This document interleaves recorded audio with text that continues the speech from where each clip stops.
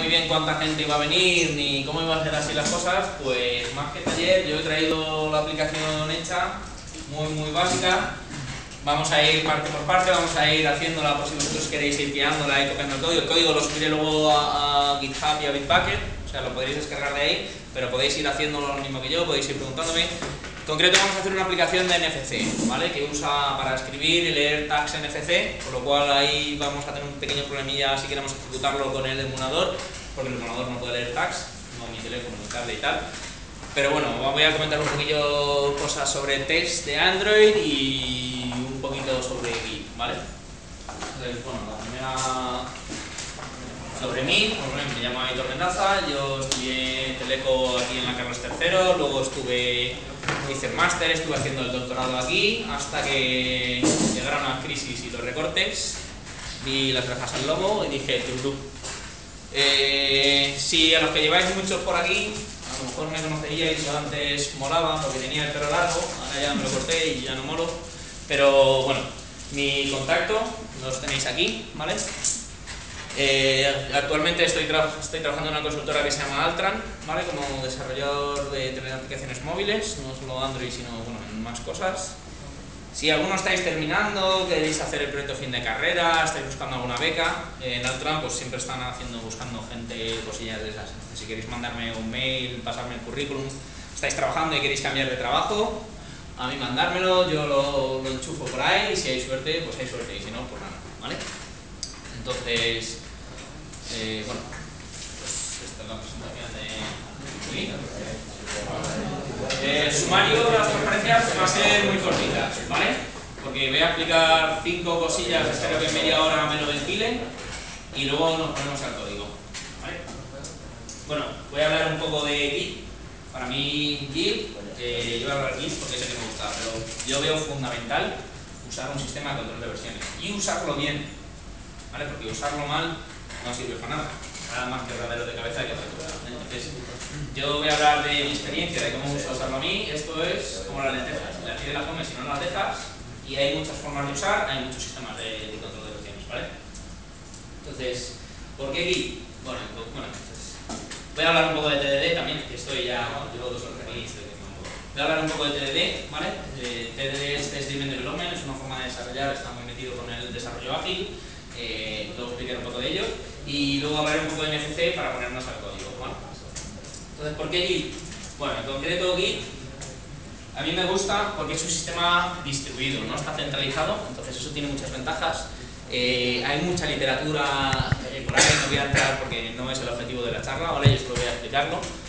Está diseñado para trabajar con ramas, con las branches, ¿vale? Para trabajar con ramas no significa me creo una rama, hago un commit una vez al mes y cuando tengo que hacer el merge rezo y pido ayuda, como hace con Subversion, sino que está pensado para trabajar con ramas, implica hacer varios commits al día, hacer una branch y un merge, una rama nueva y luego unirlo al principal cada poco, ahora voy a explicar un poco cómo lo uso yo, ¿vale? Y bueno, os pongo aquí como cliente, los clientes de Git, lo malo que tiene es que al ser relativamente nuevo no hay muchos clientes, no de consola tenéis todos los que queráis, ¿vale? Porque soy un poco friki y luego todo ahí a pelo con consola, pues a mí me vale. Pero hace poco, bueno, SourceTree es una aplicación que estaba para Mac y hace poco sacaron la beta y hace menos todavía ya la han sacado de beta y ya está la aplicación para Windows. Por desgracia para Linux todavía no está. Esto es de una compañía que se llama Atlassian, no sé si la conocéis. Es muy buena, es australiana, tiene muchos productos para desarrolladores, para gestión de proyectos, etc. Y además está muy bien el blog que tienen, es una compañía muy Google, ¿vale? Hablan mucho de esa filosofía. En el sentido de que tienen, por ejemplo, dedican tiempo de sus consultores o de sus trabajadores para que lo dediquen al desarrollo personal, ¿vale? Al desarrollo de productos que luego los pueden presentar en la empresa y ese tipo de cosas. Pero no, os invito a que lo veáis porque es un producto muy bueno, una interfaz muy buena para trabajar con Git, ¿vale? Una interfaz de usuario, no solo por comando. Sobre Git, pues os pongo aquí un par de links. Bueno, Jesús Espino puede dar el jueves en la aula una planta más abajo, joder, estoy espesísimo, ¿eh? Una planta más abajo va a dar una charla sobre Git, más creo que orientada a Git internas, cómo funciona Git de forma interna, que te viene bien para saber cómo usarlo bien, ¿vale? Aquí tenéis un par de links, una charla de Linus Torvalds, para que no sepáis quién es, pues bueno, está de Linux, es el que mantiene el kernel de Linux, ¿vale? Es el que desarrolló Git, ¿vale? Él trabajaba con sistemas de versiones y tal, hasta que un día dijo, se me han hinchado las pelotas, esto es una mierda. Dijo, liberó un parche liberó una versión del kernel y dijo, hasta que no tenga una versión, un sistema de control de versiones bueno, no voy a seguir trabajando en el kernel. Y al final dijo, no, lo que hay es una mierda, bueno, es un poco prepotente el hombre. Dijo, lo que hay es una mierda, voy a hacer yo uno para mí. Y lo hizo, y lo hizo él, ¿vale? Entonces, pues bueno, esta charla dura 1 hora, la dio en Google, para la gente de Google, para los trabajadores de Google, y es muy interesante, es graciosa. El tío, pues veis cómo es prepotente, pero bueno, te hace gracia. Y esta es otro tío, Matthew McCullough, que también es muy famosillo en el sentido, dura más corta, dura unos 8 o 9 minutos, y habla de Git de forma sarcástica. Te explica muy bien de forma sarcástica por qué es mejor Git que sistemas de versiones centralizados, los DVS tradicionales. Hay un post, ¿vale? Voy a hablar un poco sobre cómo usar Git, cómo uso yo Git, cómo me gustaría usarlo en el trabajo. Y de hecho yo estoy presionando, yo soy consultor, ¿vale? Tanto en mi empresa Neutron donde trabajo, para migrar a Git, como en el cliente donde estoy, para migrar a Git. Lo que pasa es que el cliente tiene su versión de forma corporativa, es más complicado. Pero bueno, entonces en este post es del 2010, que fue cuando yo empecé a trabajar con Git, porque me encantó cómo explica, ¿vale? Entonces lo voy a resumir yo así. Esta imagen es de ese post, el post es bastante más largo, es muy interesante porque para todo lo que voy a decir yo, lo dice ahí, no solo dice que hay que hacerlo, sino más te ponen los comandos de Git para hacerlo. O sea, si es que no tienes ni que saber Git, copias, pegas y ya está, ¿vale? La forma que plantea este chico, señor, cómo trabajar Git es que tienes 2 ramas principales, ¿vale? Tienes la rama master, que es esta, y la rama develop. Esas ramas nunca se tocan, nunca se pica el código sobre esas ramas. Siempre que quieres hacer algo, creas otra rama a partir depende de lo que quieres hacer, ahora dentro de detalles, de alguna de estas dos, haces lo que sea y luego haces el merge, ¿vale? Git está pensado para trabajar así. Entonces, este tipo de operaciones son muy rápidas, son muy eficientes y no son nada costosas ni dolorosas para el que la hace, ¿vale? Hacer un merge en Subversion es un infierno. Hacerlo aquí, si lo haces bien, o sea, si no te tiras meses sin hacer un merge, si el merge lo haces cada poco, es muy sencillo, muy sencillo, ¿vale? Entonces, la forma que plantea él, tú tienes tu rama de develop, ¿vale? El master sería la rama equivalente en entornos de trabajo comercial, sería el equivalente a la rama de producción. Lo que está en producción, lo que está de cara al público, está aquí, ¿vale? Entonces, tú trabajas sobre develop. Cuando quieres hacer algo nuevo, te creas un branch de features, la llaman, ¿vale? De funcionalidades. Quiero hacer esta funcionalidad. Me creo un branch y le llamo funcionalidad, crear patata, hacer café, lo que quieras. Trabaja sobre ello y la ventaja que tiene esto es que esto puede ver múltiples zonas de forma simultánea, ¿vale? Al hacer los commits y los merge con cierta frecuencia en el tiempo, las desviaciones no son muy grandes, con lo cual hacer el merge es muy sencillo. No es tan doloroso como con Subversion, ¿vale? Entonces tú te creas la rama, trabajas sobre ella, vas haciendo commits sobre tu rama y cuando la tienes lista, haces el merge y borras la rama. Entonces esta rama de feature se queda en el historial, ¿vale? Tú la puedes ver, puedes volver a ella, pero no se queda, por así decirlo, no es visible una vez ya está terminado. Y así lo vas haciendo, pues todo el trabajo lo vas haciendo, ¿vale? Cuando dices, uy, tenemos listo nuestro producto para hacer producción, para pasarlo a producción, creas una rama de release, ¿vale? Generalmente en entornos comerciales tienen un entorno de preproducción, ¿vale? No coges y dices, ya está listo, tal, no sé qué, para producción. No, generalmente tienes un tiempo donde se hace el code freeze, se congelan las nuevas, no se desarrollan nuevas funcionalidades, solo se trabaja en mejorar la estabilidad, en optimizar, en corregir bugs que salen, ¿vale? En un entorno de preproducción, que es supuestamente esto debería ser igual al entorno de producción, ¿vale? Entonces, trabajas aquí, sigues poniendo parches, lo que sea, ¿vale? Solo desarrollos, solo correcciones de bug, ¿vale? Bug fixes. Una vez terminas y dices, yo creo que ya está listo para pasarlo a producción, aquí coges y dices, perfecto, ahora de aquí haces el merge a develop otra vez, porque todos los bug fixes que has metido aquí tienes que pasarlos a develop, porque si no esos bugs siguen estando aquí. Una vez hecho el merge aquí, haces este merge a producción, a lo que sería master, y entonces ya tienes, y le haces un tag. Dices, esta es la versión 1.0. De esta forma, al tener todo etiquetado, vas a tener muy fácil volver a esa versión, si por cualquier motivo pues, se ha subido una versión nueva, es catastrófica, hay un bug, hay que volver atrás, vuelves en Git, dices, sácame el tag este, compila y sube la producción, ya está, perfecto, ¿vale? Entonces es muy sencillo tenerlo etiquetado todo por ahí, ¿vale? Y luego tienes esta otra rama, que son los hotfixes, ¿vale?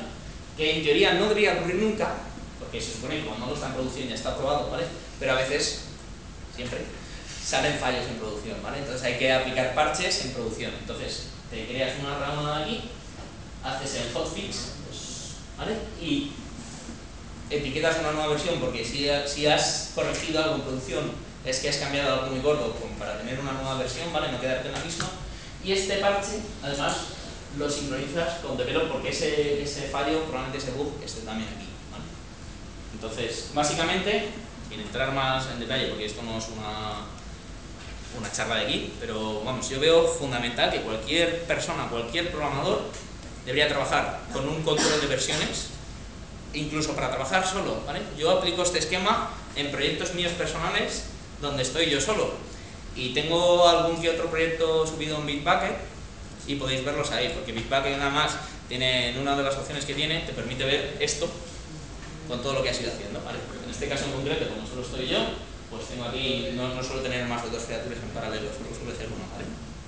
Pero cualquier programador decente debería trabajar con un control de versiones y debería trabajar, desde mi punto de vista, de una forma similar a esta. Si no es esta forma, bueno, control de versiones, hago aquí cuando quiero, no, o sea, debería haber una forma de trabajar, igual que hay patrones de diseño, debería haber patrones para esto, ¿vale? Entonces, pues bueno, yo desde el 2010 ya os comento, llevo trabajando así y me funciona bastante bien y me encanta el otro, ¿vale? Bueno, si tenéis preguntas, que no lo he dicho antes, como ya lo he enlazado, me paráis, ¿vale? Esto no quiero que sea mucho rollo, me paráis, me decís, oye, pues yo no estoy de acuerdo con esto, o yo no veo muy claro esto, explícalo un poco más, ¿vale? No voy a entrar en detalle, simplemente pues eso, aquí tenéis el post y podéis entrar a verlo, ¿vale? Luego subiré las transparencias, las mandaré a la gente del Google, bueno, a ver el fin de semana, que tengo una semana un poco ya, el fin de semana a ver si las puedo completar, que voy a añadir un par de recursos más web para que podáis tener más recursos para trabajar con ellos. Y las subiré, las pasaré a la gente del Google para que las suban a los servidores del Google y las subiré yo también a mi repositorio para que las podáis descargar de ahí, ¿vale?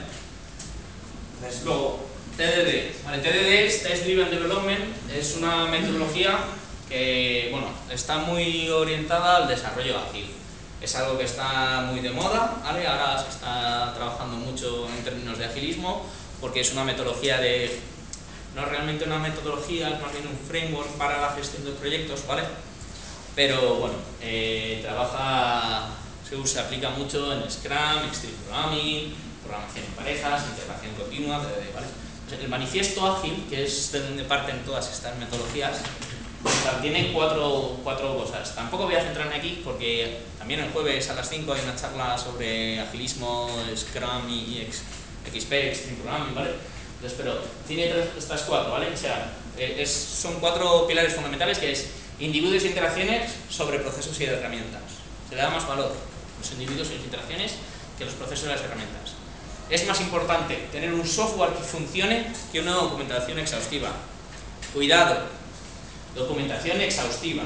Eso no quiere decir sin documentación, ¿vale? Y hay mucha gente que dice, no, es que el Scrum dice que no, el manifiesto ágil dice que no hay que hacer documentación. No. Hay que hacer documentación.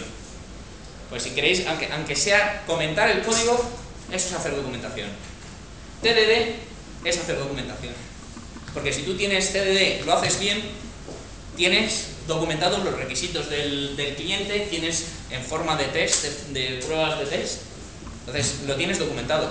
De una forma o de otra, no tienes un documento ahí de tropecientas mil páginas con 1000 casos de uso, diagramas, UML y su puta madre, pero tienes las cosas bien documentadas. No es exhaustiva, pero está documentada. colaboras con el cliente más que negociar un contrato, ¿vale? Esto requiere, a nivel empresarial, es un poco más complicado. La gente dice, no, yo quiero esto para tal, te pago tanto y tal. Bueno, el agilismo, ahí hay muchos procesos para lidiar con ello, ¿vale? No es tan sencillo, pero da más importancia a que el cliente se implique en el desarrollo, que es lo que realmente aporta valor al producto. El cliente es el que sabe lo que quiere y es el que sabe la importancia de cada cosa del producto y es el que tiene que definir las prioridades, ¿vale? Sobre que se haya firmado un contrato que dice que esto va a tener que estar así, bla, bla, bla, bla, bla. Y sobre todo lo más importante que tienen las metodologías ágiles es que responden ante el cambio antes que seguir un plan. Los que, no sé si alguno habéis trabajado o conocéis alguna metodología de gestión de proyectos como Sigma Six o PMI o alguno de estos, ¿vale? Esos son gestión de proyectos tradicionales en los que tienes tu diagrama de Gantt, tienes tu no sé qué, tienes tu tal, tienes tu plan no sé qué y tienes tu plan de control de cambios. Gestión de riesgos. Eso, todas las metodologías de gestión de proyectos tienen un gestión de riesgos. Scrum no, porque en Scrum no tienes un gestión de riesgos. En Scrum lidias con los cambios con el día a día. Es ágil, responde muy bien ante eso, ¿vale? Scrum o metodologías ágiles, Stream Programming, estoy hablando un poco de todo, ¿vale? Entonces, TDD se engloba dentro de eso, ¿vale?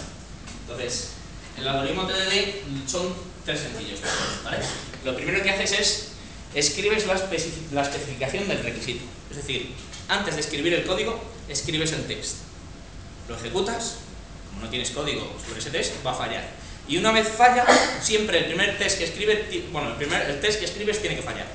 Una vez que has escrito el test, implementas el código para hacer que el ejemplo, el test que has hecho arriba, pase. Y lo implementas de la forma más sencilla posible. No te tienes que empezar a pensar, no, pero ahora la arquitectura, esto, no sé qué, tal. Lo implementas, haces que pase, ¿vale? Y si te surgen preguntas, las apuntas. Pero no te pones no pierdes tiempo haciendo, las apuntas y cuando se redefine cuando se refinan los tests, hablas y dices, oye, me han surgido estas dudas, no sé qué, pues esas dudas que te han surgido van a hacer que escribas más test. Hostia, pues esto que estaba pensando aquí, tú no te has preocupado de eso en ese momento, pero escribes otro test, ¿vale?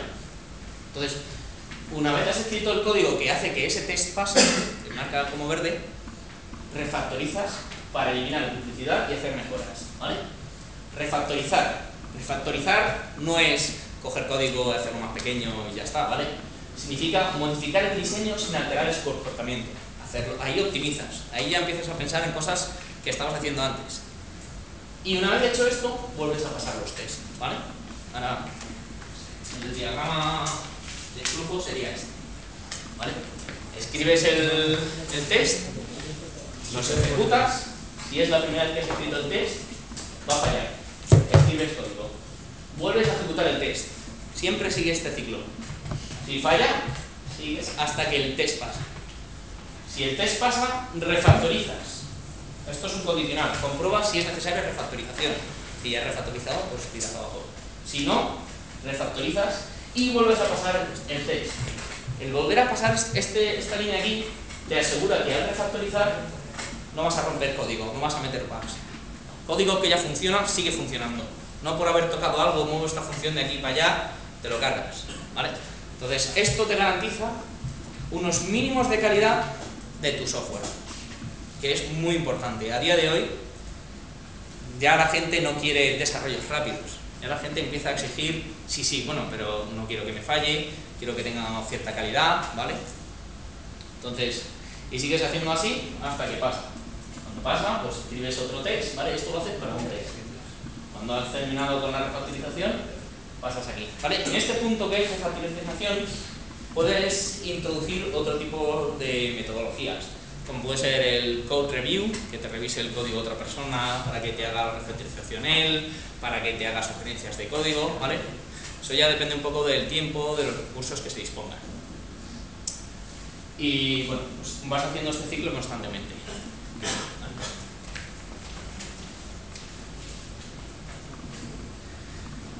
Cuando hablo de refactorización, aquí se me ha pasado decirlo, hay hay que usar unos principios de diseño. O sea, no es lo que decían, no es refactorizar por refactorizar, bueno, comprimo el código, tengo una función, no sé qué. Tienes que usar, por ejemplo, yo personalmente uso los principios SOLID. Ahora ni me acuerdo qué significa cada letra, ¿vale? Pero bueno, cada una de estas letras significa Single Responsibility Object, por ejemplo, que un objeto no tenga más de una responsabilidad. Si tienes una clase que hace más de una cosa, pártela en dos, ¿vale? Esos son. Luego os voy a poner links sobre esto, como no quería centrarme en esto, sino que quería centrarme más en el código Android, ¿vale? No lo tengo puesto aquí. Luego os pondré links para que podáis consultarlo vosotros luego en vuestro tiempo libre. Pero vamos, habla de ese tipo de cosas, de dependencia, de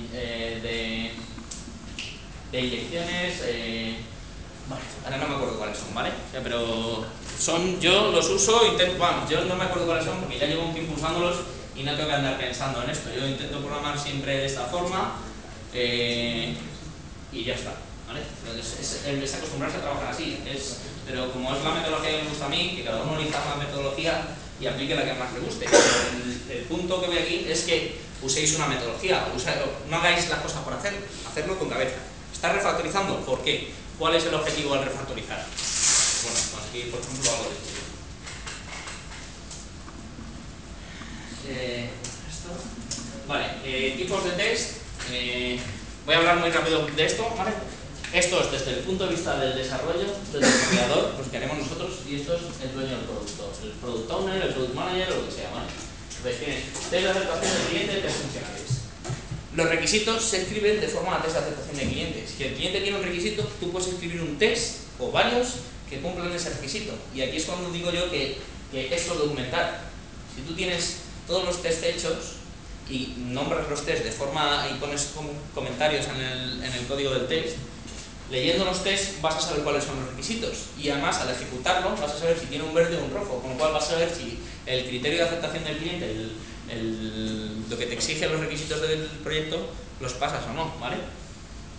Dentro de esto se engloban los test funcionales, que son, bueno, tenéis test funcionales o no funcionales. Funcionales comprueban funcionalidad, no funcionales es, por ejemplo, cosa que la aplicación cargue en menos de 500 milisegundos, que tenga tanta cobertura de código. Esos son requisitos no funcionales, pero son requisitos que estarían dentro de la aceptación del cliente, ¿vale?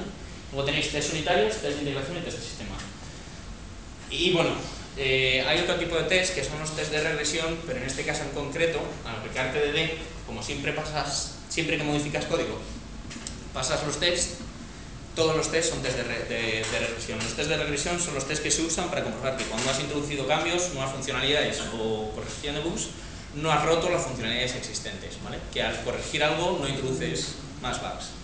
Bueno, los tests unitarios son los que se pasan de forma para pasar métodos. Los tests de integración son cuando integras dos métodos, dos clases, dos componentes.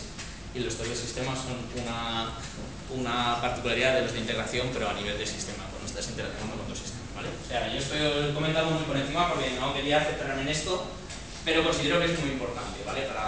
Para la hora de ser un buen profesional tenéis que tener en cuenta esto. Tenéis que tener en cuenta, no que lo hagáis vosotros, porque al fin y al cabo hay perfiles de QA que son los que se encargan en esto, pero sí que hay un principio que es muy importante en el agilismo, que es la responsabilidad del código. Tú eres responsable de tu propio código, porque haya una persona de QA que luego va a pasar test, no significa que, no, bueno, ya me lo corregirá el de QA. Tú eres responsable de hacer un código bueno y un código de calidad. Entonces, si aplicas TDD al principio, cuesta un poco, vas a ir un poco más lento, pero esto es como todo, la curva de aprendizaje es muy rápida, vas a coger mucha rapidez en ello, y no solo vas a coger mucha rapidez, sino que tu código va a tener mucha calidad.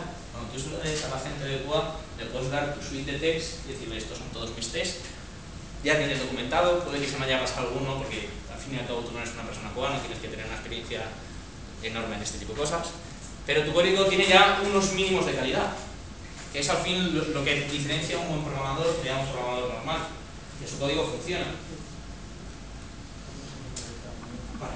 Luego, para TDD, bueno, esto no es en concreto TDD, Robotium es una librería, esto ni lo he cambiado al final, bueno, sí que he hecho las transferencias corriendo, ¿vale?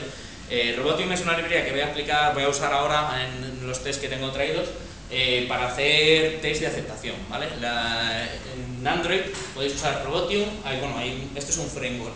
Por defecto Android soporta en Eclipse JUnit 3, la versión 3 de JUnit, que es Java para hacer test unitarios sobre Java, como es Java pues lo soporta. Y bueno, integración continua es muy importante, creo yo, en el mundo del agilismo. No voy a hablar de ello aquí porque tendría que montar un servidor de integración continua y tal, pero bueno, integración continua es que es un servidor, ¿vale? Básicamente, que está conectado a vuestro repositorio de código. Cada vez que haces un commit de un código, detecta que se ha hecho un commit, entonces compila el commit que hayas hecho y pasa toda la suite de test que se tenga definida. La que has definido cada desarrollador como sus pruebas de test unitaria, más si tenéis un plan de test, etc., se pasa automáticamente cada vez que se hace un commit.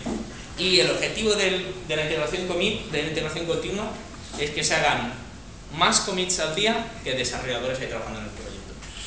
En general, más del doble. Es decir, que cada programador al menos haga 2 commits al día, a lo largo del día. Con esto consigues que si en cualquier momento tu commit rompe alguno de los tests existentes, te das cuenta ahora que tienes el código fresco, que lo acabas de hacer, que no has modificado 1000 cosas más. Entonces, hostia, me acabo de cargar este test, vale, aquí me he comido era un i más 1 y he puesto un i a secas, me falta poner más 1 y se detectan los cambios rápidos y se corrigen. Y no se detectan cuando llevas 3 meses y de repente, que es lo que se suele hacer, se pasan los tests en la gestión de proyectos tradicional, los tests siempre van al final. Hay un proyecto casi que es test y van al final. Y van al final implica que si el proyecto se retrasa, se recorta en test y además la primera vez pasas, salen 1000 bugs y empiezas a ver el código, empiezas a navegar en cosas que hiciste hace mucho que ni te acuerdas, etc. ¿Vale? Entonces, con esto se intenta prevenir la deuda técnica. Se intenta que en cuanto introduces un bug, te das cuenta y lo cambies y lo corriges. ¿Vale? Entonces, bueno, básicamente eso es todo. De NFC, os voy a hablar un poco de NFC. NFC es un estándar de comunicación, Near Field Communication, tiene una distancia teórica de unos 10 centímetros, real de unos 3 o 2 centímetros, ¿vale? Es algo parecido a Bluetooth, pero bueno, usa otra banda de frecuencia, usa otra tecnología, etc. Android usa el estándar aprobado por el NFC Forum, que es un conglomerado de varias empresas y fabricantes, que pues han sacado un estándar, ¿vale? Y como todo, pues hay varios estándares, cada uno lo usa un poco como quiere. Entonces, dentro de NFC, ¿vale? Hay varios tipos de mensajes, ¿vale? Hay 3 tipos de forma que tiene Android de trabajar, ¿vale? Las tags, las etiquetas que están formateadas con el formato NDEF, que ese es el formato que define el NFC Forum, ¿vale? Que son los tipos de etiqueta que he puesto antes, ¿vale? Pero los vuelvo a poner. Ahora os explico esto. Cuando no tienen eso, tienen otro tipo de formato que es basado en tecnología, por ejemplo la tecnología MyFair y alguna otra, y si no, tiene otro que es una etiqueta NFC que no ha sabido localizar por qué, ¿vale? Entonces, la forma en que Android... los formatos que tiene, lo que soporta del tipo de formato son estos 7 de aquí, ¿vale? Que tienes una URI, una dirección, si está vacío, si tiene un tipo de datos externos, si contiene esto es el contenido de la etiqueta, ¿vale? Os voy a explicar un poco por encima y luego vamos al chat. Y luego tienes uno TNF well known, ¿vale? Que esto es algo que es bien conocido, y bien conocidos son estos, ¿vale?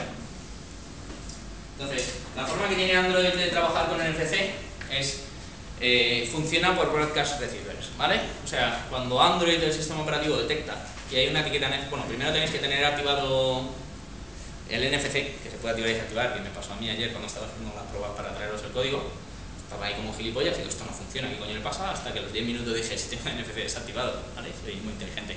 Entonces, si tiene NFC activado, para que funcione lo primero de todo es, la pantalla tiene que estar activada. No hace falta que esté desbloqueada, pero si está con la pantalla apagada, Android apaga la radio NFC para que no consuma, con lo cual no podéis hacer nada. Si queréis, todo lo que queréis hacer con NFC, tenéis que darle al botón de on, y entonces que se encienda la pantalla, está bloqueado lo que sea, y ya la pasáis, y ya está leyendo la etiqueta NFC, ¿vale?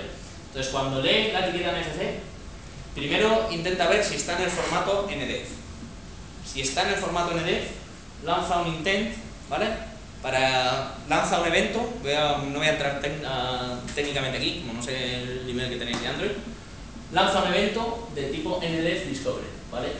Dice, hay un evento de NDEF Discovery, y pregunta a todas las aplicaciones, ¿hay alguna que esté escuchando para este tipo de eventos? Dice, ¿hay alguien que se ha registrado para escuchar esto? Si es que sí, se le entrega la actividad. Si hay varias, Android te presenta un recuadrito y te dice cuál de estas actividades quiere que escuche el NFC. Si es que no, dice, bueno, pues es un NDEF que es al fin y al cabo, es una de las tecnologías que conozco, ¿vale? Entonces dice, ¿hay alguien que esté registrado para escuchar el Tech Discovery, el evento Tech Discovery? Si es que sí, pues se lo entrega la actividad. Si es que no, pues dice, pues he descubierto un ataque. Ni tecnología ni nada, hay una etiqueta NFC. ¿Hay alguien asignado? Sí, me entrega la actividad. Si es que no, el evento se pierde. No tenéis nada. Bueno, no se pierde realmente porque Android ahí tiene un gestor de etiquetas. No es un gestor como tal, solo te muestra el contenido o algo así, te salta por una notificación de que se ha ido un ataque por defecto, o sea, que no tuviese instalado, ¿vale? Entonces saltaría la suya por defecto. Entonces, bueno, pues siguiendo esto, sabiendo ya, esto es cómo funciona internamente Android a la hora de detectar tarjetas, ¿vale? Entonces, bueno, se han acabado ya las transparencias y ahora pasamos al código.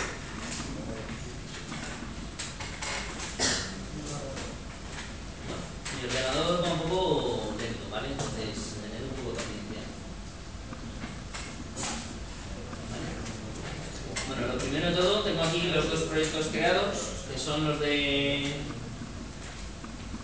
un proyecto NFC y un proyecto de test, ¿vale? El proyecto de test usa la librería de Robotium, luego lo veréis, y el proyecto de Android tenéis a la hora de descubrir, bueno, básicamente voy a entrar solo en escribir y en leer etiquetas, ¿vale? No voy a entrar en Android Beam. Android Beam es una forma que tiene Android para comunicarse, para enviar información de un dispositivo a otro, ¿vale? Las etiquetas trabajan en modo maestro-esclavo. El teléfono es el maestro y la etiqueta es esclavo, es pasiva. Solo tiene información, no puede intercambiar, o sea, solo da información, no tiene lógica, ¿vale? Entonces, Android Beam es una forma de comunicar un peer-to-peer de forma inteligente, ¿vale? El Google Wallet, por ejemplo, va sobre Android Beam, pero bueno, eso es más complicado y no creo que dé tiempo ni para empezarlo, entonces me he centrado solo en lo básico, ¿vale? Entonces, para que si os perdéis, porque no sabéis Android, porque no me preguntáis, oye, es que no entiendo eso, lo explico o lo que sea, ¿vale? Me vais para nada. Entonces, hay dos cosas que puedes hacer con la etiqueta, ¿vale? Que es leer y escribir, ¿vale? Escribir, escribes, no hay más. Ahora os lo enseño, lanzas una petición de voy a escribir, cuando detecta la etiqueta, escribes. Para leer tenéis dos formas. Una, registrar en el Android Manifest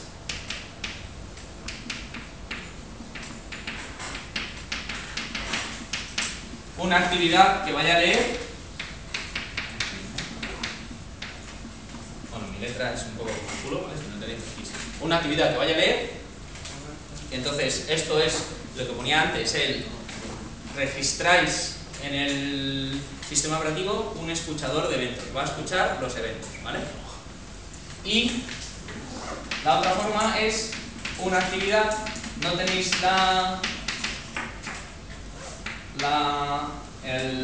ninguna actividad tenéis registrada en el Android Manifest, pero cuando arrancáis una de vuestras activities, la registráis en ese momento, ¿vale? Cuando, o sea, solo de esta forma, para que quede claro, de esta forma escucháis, aunque vuestra aplicación no esté presente, no la tengáis abierta, tenéis la aplicación minimizada y pasáis y vuestra aplicación escucha, y de esta forma solo escucháis cuando tenéis vuestra aplicación abierta, ¿vale? Según la aplicación, por ejemplo, yo me hice en verano, hay un concurso, bueno, solo ha habido un año, en teoría creo que va a salir este año otra vez, en Benasque, a tomar por culo del mundo, precioso, pero a tomar por culo. Hubo una competición que se llama Extreme Android, que era llegadas el viernes a las 8 de la tarde, nosotros llegamos a las 11, liberan 8 retos y tienes 48 horas hasta el domingo, bueno, menos de 48 horas, hasta el domingo a las 10 de la mañana para hacer todos los retos que quieras y entregarlos. Hay un jurado, te libera y pues asignan un ganador, ¿vale? Entonces, uno de los retos era sobre NFC y yo y otro chico que fuimos ahí fricazos que te cagas, nos hicimos una gincana NFC, ¿vale? Entonces, grababas las pistas en las etiquetas NFC, luego tú las ocultabas por ahí y tenías que ir con tu móvil pasándolo por sitios para encontrar las pistas y te daba, al encontrar una pista, te decía la otra pista y una pista. Mira en dónde vas al trono, pues vete al baño a buscarla, ¿vale?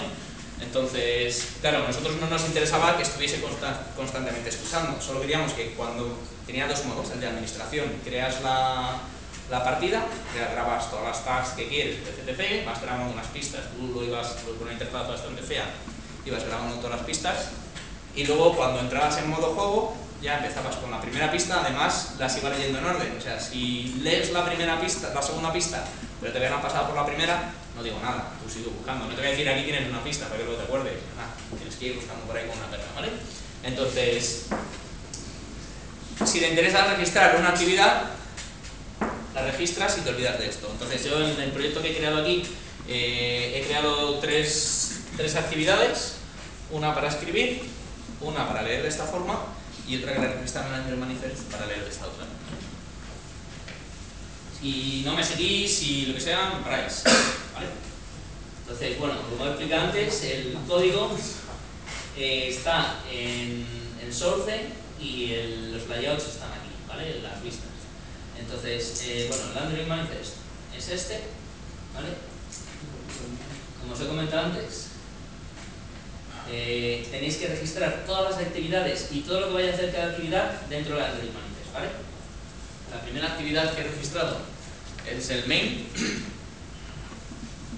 Esto es el equivalente a un public static void main en Java toda la vida, es decir, cuando arranco la aplicación entra en esta actividad, este es el punto de entrada a mi aplicación, esta actividad, y además esa actividad la he usado para filtrar por NDF Discovery, ¿vale? Esto está en la documentación de Android, Text Discovery, vale, y Tag Discovery, ¿vale? Los tres que he puesto antes, ¿vale? Cuando decís Text Discovery, tenéis que decirles qué tecnologías estáis esperando, porque tiene muchas tecnologías, ¿vale? Y se lo decís así, dices, para el Text Discovery está aquí, en XML, que eso es otro de los directorios de res, en este archivo, ¿vale?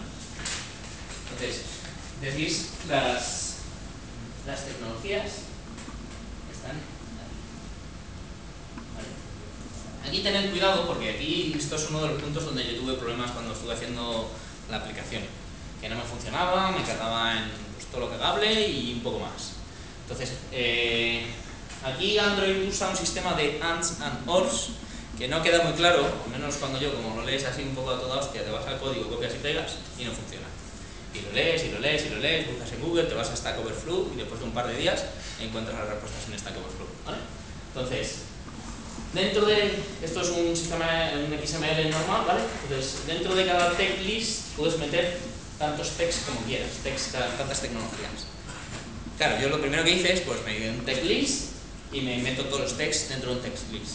Pues ahí lo que estás haciendo es un add de todos los texts, de todas las tecnologías, ¿vale? Eso quiere decir que solo escucha a tarjetas que soporten todas las tecnologías al mismo tiempo.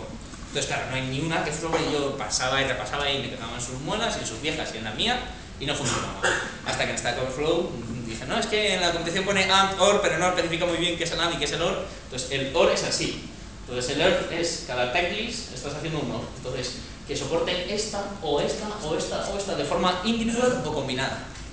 Si tú por cualquier motivo dices, no, yo solo quiero soportar las tecnologías que tengan NDF y NDF formatable al mismo tiempo, el resto no las soporto, no soporto ese tipo de tarjetas, entonces las pondrías las dos juntas dentro de un text list y te olvidas y no pones nada más, ¿vale?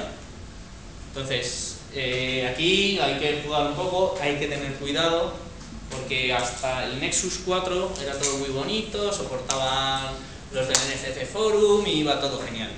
Pero el Nexus 4, misteriosamente, le pusieron un chipset NFC de NXP un poco chungo y no se lleva muy bien con algunas de las tarjetas, en concreto con las Mi Fare de 1K, no las lee, pero las Mi Fare de 4K sí. Misterios de la vida, chicos, yo qué sé. Y no es cosa de software, es por el hardware, ¿vale? Entonces, pues hay que tener cuidado, porque claro, cuando tú distribuyes algo en el Android Market, pues no sabes quién va a usar y, o sea, no sabes qué teléfono lo van a usar, ni sabes qué tag va a usar.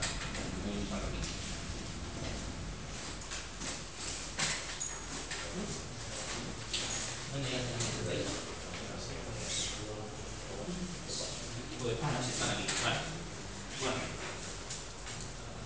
yo tengo aquí unos contrast tags, ¿vale? Otra cosa a tener muy importante a tener en cuenta es la capacidad, ¿vale? Las más comunes, las que venden de este estilo y de este estilo, las que da estas de un Sony Xperia, ¿vale? Estas nos las regalaron en el Extreme Programming, en el Extreme Android, dejaban para la gente que no tuviese teléfonos con NFC. Sony medio patrocinaba el evento y dejaba un terminal, un Xperia U o el S o alguno que tenía NFC y dejaban dos tags de estas. Y bueno, nosotros, mi equipo, como que íbamos segundo y le comimos ahí un poquillo la orejilla al comercial de Sony, pues acabó regalando un par de tarjetas de estas que cada una de estas miserias te cuesta 12, un pack de 2 te cuesta 12 euros y son de 48 bytes. 48 bytes. Y una mierda, vamos, que uno de los principales problemas que tuvimos también al principio era que no grababa, estamos intentando grabar una frase sencilla. Esta es la pista 1, busca en el baño. Tampoco estoy escribiendo Quijote. Error, hasta que a uno de los dos se les ocurrió, oye, ¿qué tamaño tienen estas tags? Y tienes un método para preguntar el tamaño. Tú miras y dices 48 bytes, efectivos 36. Cojonudo. Entonces tuvimos que crearnos ahí un NP1, o sea, en vez de almacenar la pista, lo ideal hubiese sido que la pista se almacene en la etiqueta y cualquiera con el mismo programa puede leer la pista. Lo que tuvimos que hacer es crear un sistema de NP número de pista 1 y almacenar en el teléfono cuál era la pista, el texto de la pista, ¿vale? Porque no entraban las que teníamos, estas ya las compré yo luego, las que teníamos no podíamos almacenar el texto, ¿vale?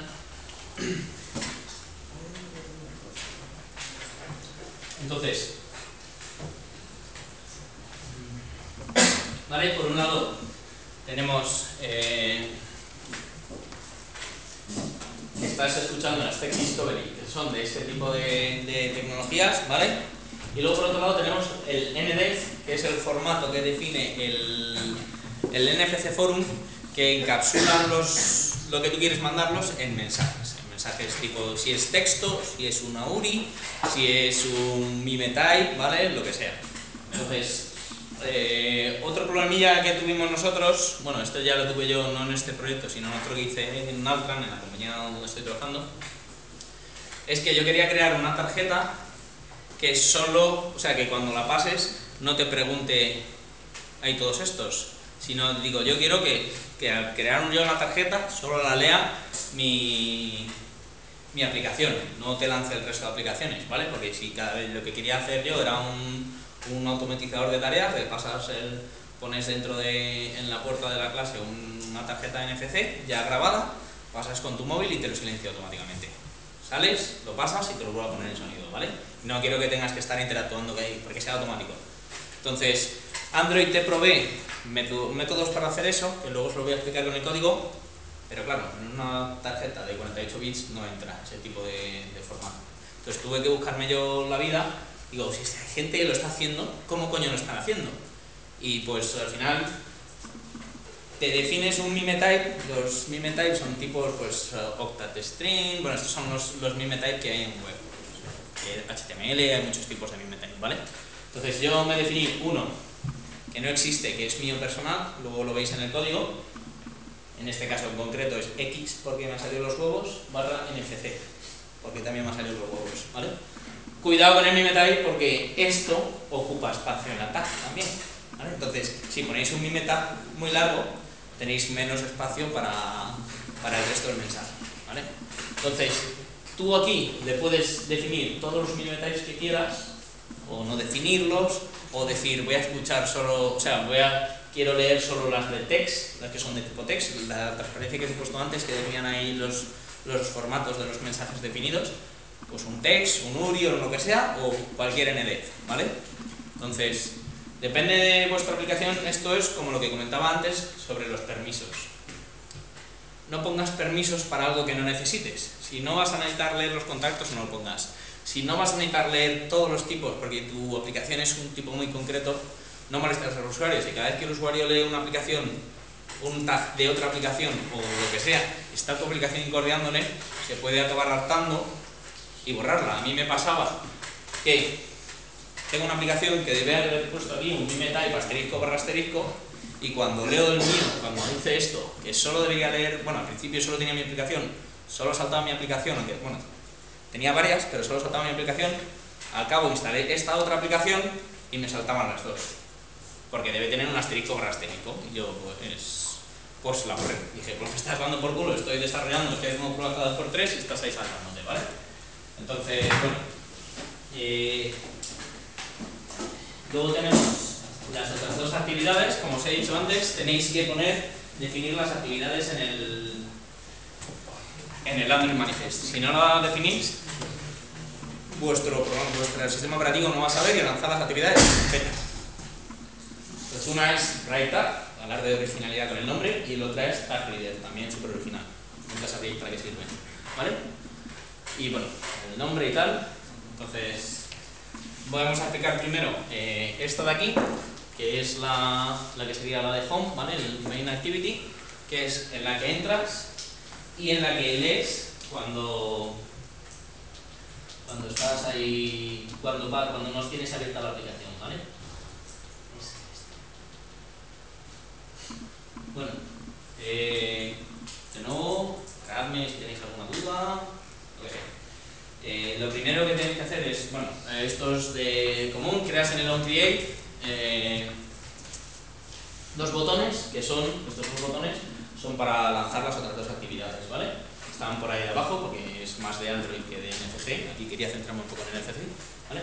Entonces, lo primero que tienes que hacer es, tu actividad se va a lanzar automáticamente. Entonces se va a lanzar con un intent, ¿vale? Entonces yo creo la actividad y cuando ya está creada, cuando va a mostrarla en el onResume, si recordáis, y si no lo recordáis, da igual, era uno de los que salía para allá, ¿vale? Lanzo mi método, que lo tengo ahora, lo enseño. Obtengo, con el intent, obtengo el intent que le ha llamado, así sé si le ha llamado porque he ejecutado la aplicación normal o si le ha llamado porque ha saltado un evento de lo que estoy escuchando que he definido en el Android Manifest, ¿vale? Entonces pasamos al proceso intent, ¿vale? Que lo tengo definido más abajo, lo podría haber puesto al lado, pero bueno. ¿Vale? Entonces, bueno, lo primero que hago es, si es distinto no hago nada directamente, porque a lo mejor se ha llamado de alguna otra forma, ha vuelto, no ha llamado ninguna actividad porque había minimizado la aplicación, entonces no hago nada. Digo, obtengo el tipo de acción, ¿vale? Del intent. Y si es una acción de las otras tres que hemos visto, que son de las que yo estoy registrado, si tú te has registrado solo he registrado las tres para que veáis las tres posibilidades, ¿vale? Si tú te registras, lo mismo de antes. Si solo estás esperando escuchar un tipo de dato, no te registres para todos, porque además vas a estar molestando al usuario. Entonces te registras para tu tipo de datos, compruebas que tu tipo de datos es el que está llegando, y si es así, hace cosas. Y si no, pues bueno, esto lo he puesto por si finalizamos la aplicación. To-dos, ¿vale? Esto se puede borrar en este caso en concreto. Si es uno de los que yo estoy escuchando, llamo al método getMDFMensajes, que está arriba, ahora lo muestro, que obtengo un array de los mensajes de tipo NDF y los proceso, que también es un método mío, ¿vale? Perdonadme, pero esto lo hice ayer a altas horas de la noche y no se me ocurrió ordenarlo mucho, la verdad es que lo podía haber ordenado, pero bueno. En Eclipse, pequeños truquillos para relacionar. Si le dais al control y al nombre del método, te manda ahí, ¿vale? Si fijáis, paso el puntero, no pasa nada. Si tengo que usar el control, os lo traéis y es donde está declarado. truquillos para hacer mix, como es. Entonces, aquí lo que hago para obtener los mensajes, hago lo mismo. Yo soy un poco paranoico, ¿vale? Yo siempre compruebo todo. Digo, ¿por qué alguien ha podido llamar a esta función? Bueno, está declarada de forma privada. Ya había comprobado antes que era de este estilo, pero yo lo vuelvo a comprobar, no sea que se me cuele y entonces hay un error y peta la aplicación. Voy a haber puesto un try catch y olvidarme todo esto, ¿vale? Pero bueno. Entonces, estos son métodos del API de Android. Obtienes del intent los mensajes en tipo raw. Si no es null, creas una colección de mensajes de tipo NDF. En caso de que sea uno de estos, si no, devuelvo uno. Si es un unknown, creo un NDF de tipo unknown, vacío, y lo devuelvo, ¿vale? Bien, ¿me seguís todos hasta aquí? Vale, entonces, estaba aquí, ¿vale? Esa es otra. Si dais a Alt y atrás, volvéis a donde estabais antes, ¿vale? O sea, con Control Open Declaration, me voy aquí, si doy a Alt y atrás, me voy a donde estaba. Y ya tengo los mensajes que he leído ahí y los proceso, ¿vale? Entonces los proceso con un for, como tengo un array, pueden llegar varios mensajes, ¿vale? Luego os voy a explicar aquí por qué pueden llegar varios, porque tú puedes meter dentro de... Esto tiene una estructura, cada mensaje puede tener varios records y además en una tag puedes escribir varios mensajes, ¿vale? No sé si un NDF mensaje se compone de una cabecera, por así decirlo. Bueno, si por así decirlo no tiene una cabecera, y uno más records, NDF records se llaman, ¿vale? Entonces, tú puedes tener, y todo esto es un NDF mensaje, y puedes tener todos los que entren en la etiqueta, ¿vale? Entonces, proceso una vez he tenido todos los mensajes, procesos. Por cada mensaje, o sea, en el array tengo un mensaje y por cada mensaje tengo todos los records que haya, ¿vale? Entonces, en este caso en concreto, no estaba haciendo nada muy allá, solo en el writer solo grababa un texto, ¿vale? Y ahora os lo mostraré. Y muestro un toast con el texto. Que había una estructura que se me ha colado, tenía que poner piloat igual a piloat string y muestro un mensaje con el texto. Entonces, si paso una etiqueta que haya grabado, por ejemplo, lo que pasa es que no lo vais a poder ver, pero fiaros de mí, esta etiqueta la he grabado antes, la paso por aquí. Bueno, primero me pregunta qué aplicación quiero usar, le digo que esta, me abre el main y me dice aquí, aplicación, texto, no sé qué ponía, texto de ejemplo, ¿vale? Me lo ha abierto solo y me ha puesto el toast son los mensajitos que salen así un ratín y tal, ¿vale?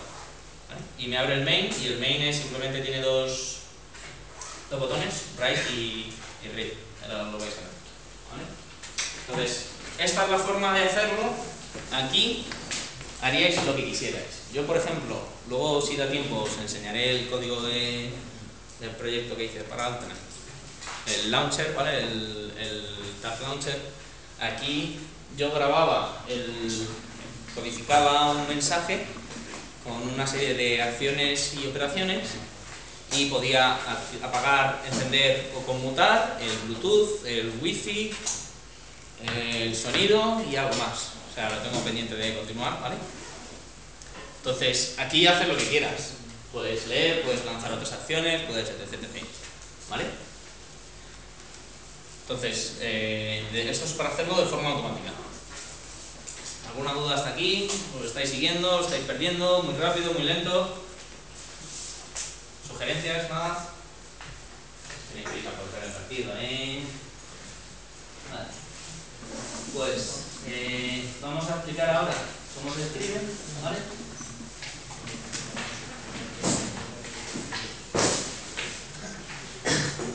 Bueno, para escribir, este es el writer tag, ¿vale?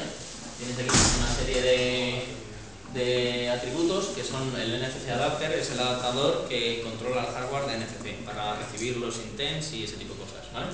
Entonces, bueno, esto es de la gestión de Android normal para darle, tiene un botón para darle write cuando le das al botón, ¿vale? O sea, no escribe, lanza la aplicación y está esperando a que tú le des al botón write. Entonces cuando le das al botón write, se ejecuta este método que ahora lo explico, que es lo que hace que escriba, que se ponga a escuchar para recibir una tarjeta, una tag y escribir, ¿vale?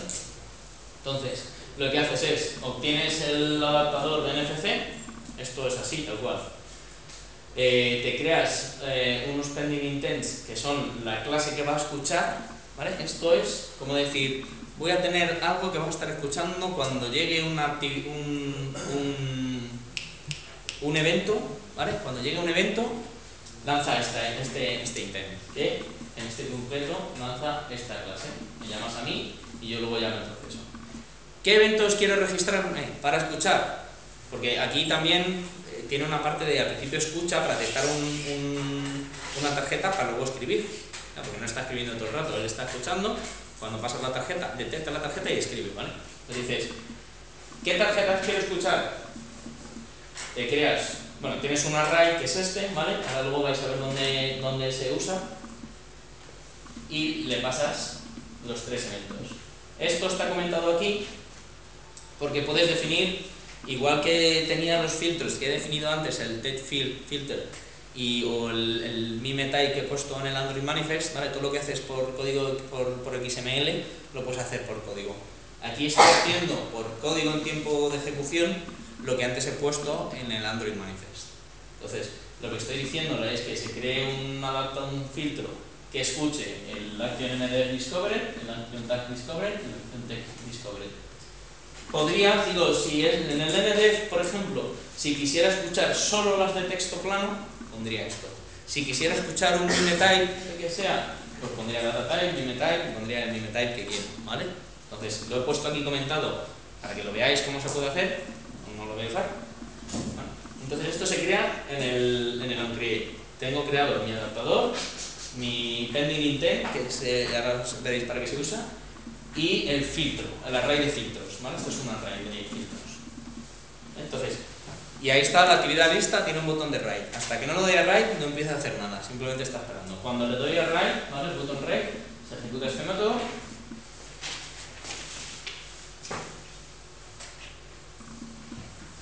¿Vale? Se ejecuta esto. Tengo una variable que controla si estoy escribiendo o no. Lanzo un toa diciendo acerca el teléfono a una chiquita NFC para grabarla. Y luego creo un intent que es el que detecta el tag, lo paso a los filtros, lo creo en este filtro y le paso un adaptador con el pending intent y estos tags filters, sí que es lo que tiene que hacer la cosa, lo van a dar. Esto no tendría que estar aquí tendría que estar usando este, MDF Exchange Filters, ¿vale? Aquí solo estoy usando el Tag Discovery. Y ayer ya se me pasó, discúlpame, lo corregiré, por eso os he dicho que el fin de semana corregiré el código y lo subiré con las transparencias y todo, ¿vale? Y aquí lo que está diciendo en el adaptador es que estoy esperando de forma activa con este intent estos filtros. Si sale alguno de estos filtros, cójame este intent que es el que he creado aquí, ¿vale? Entonces, cuando él detecta que sale alguno de estos filtros, se va a llamar a este método.